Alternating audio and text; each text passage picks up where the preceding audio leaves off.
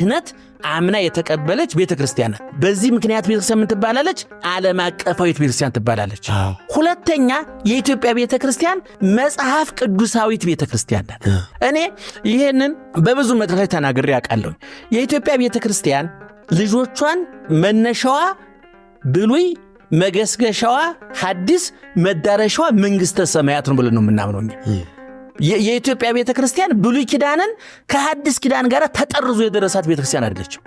ብሉይ ኪዳንን ተቀብላ እያነበበች እየተረጎመች እንደ ብሉይ ኪዳን እንደ ሥርዓቱ መስዋዕት እየሰዋች ማይጠንት እያጠነች ጸሎት እየጸለየች የኖረች ቤተክርስቲያን። ይሄንን ለማወቅ በጣም ባጭሩ የሐዋርያት ሥራ ምዕራፍ 8 ቁጥር 26 ጀምሮ ጃንደረባውን ታገኘዋለህ። ጃንደረባው ከኢትዮጵያ ነው የሄደው።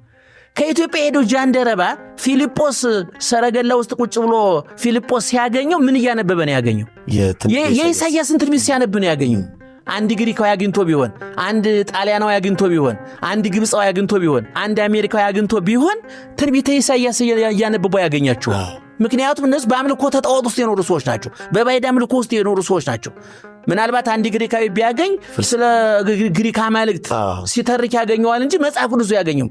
የኢትዮጵያ ግን ብሉይ ኪዳንን እያነበበች የተገኘች ቤተክርስቲያን ናት። ይሄን እውነቱን ለመናገር የኢትዮጵያ ቤተክርስቲያን ብሉይ ኪዳኑን ይዛ የተገኘች ቤተክርስቲያን ናት። ይሄን በምን ታውቀዋለህ ስትለኝ ዛሬ ቤተክርስቲያን ብትመጣ ጸናጽል አለ፣ ከበሮ አለ። መጽሐፍ ቅዱስ ላይ ሰብሕዎ ለእግዚአብሔር በጸናጽል ወበከበሮ፣ እግዚአብሔርን በጸናጽል በከበሮ አመስግኑት የሚል ንባብ አለ። እኛ ጸናጽል ምንድነው? መጽሐፍ ማነው? ከበሮ ምንድነው ብለ እኛ አርኪኦሎጂስት የስነ ምድር ተመራማሪዎችን አንጠብቅም። ተቆፍሮ እስከሚፈልግ አንጠብቅም። ጸናጽሉኛው ጋር አለ፣ ከበሮኛው ጋር አለ። ተቋም ወርቅ አለኛ ጋር፣ መሶብ ወርቅ አለኛ ጋር፣ ማይጠንት ወርቅ አለኛ ጋር፣ መጋረጃው አለ፣ ሻማው ጧፉ አለ። ቤተክርስቲያኒቱ ልክ የሙሴ ድንኳን 3 ክፍል ኑሯት እንደተሰራቸው የሰሎሞን ቤተ መቅደስ 3 ክፍል ኑሮት እንደተሰራ ኦርቶዶክሳዊ ተዋህዶ ቤተክርስቲያን ቀደም ሲል የሙሴን ድንኳን ኋላም የሰሎሞንን ቤተ መቅደስ አሰራር የወሰደች ስለሆነ 3 ክፍል አላት። መቅደስ አለ፣ ቅድስት አለ፣ ቅኔ ማህሌት አለ። በመቅደሱ ቅዳሴ ቀድሰን መስዋዕቱን እንፈተትበታለን። በቅድስቱ ሰዓታት እንቆምበታለን። በቅኔ ማህሌቱ ማህሌት እንቆምበታለን። በአውደ ምሕረቱ ወንጌል እንሰብክበታለን። አለባበሳችን የካህናቱ ጥንግ ድርብ። ለምሳሌ በኦሪት ዘጸአት ከምዕራፍ 25 ጀምር ስታነብ እኮ የብሉይ ኪዳን ካህናት የሚለብሱትን ልብስ ዲዛይን ያደረገው ራሱ እግዚአብሔር ነው። እንዲህ አድርገህ ሰፍተህ አልብሳቸው። በኦሪት ዘጸአት ምዕራፍ 32 ላይ ስትመለከት ባስልኤልና ኤልያብ የሚባሉት ተመርጠው የሙሴን ድንኳን ዲዛይኑን ጨርሶ የሰጣቸው ራሱ እግዚአብሔር ነው። ስፋቷ፣ ጥበቷ፣ የመጋረጃው ምን አይነት መሆን እንዳለበት፣ ካህናቱ ምን መልበስ እንዳለባቸው፣ እንዴት መልበስ እንዳለባቸው መድቦ የሰጠ እግዚአብሔር ነው። አሁን የኦርቶዶክሳዊ ተዋህዶ ቤተክርስቲያን ያንን ሁሉ ይዛ ነው የመጣችው።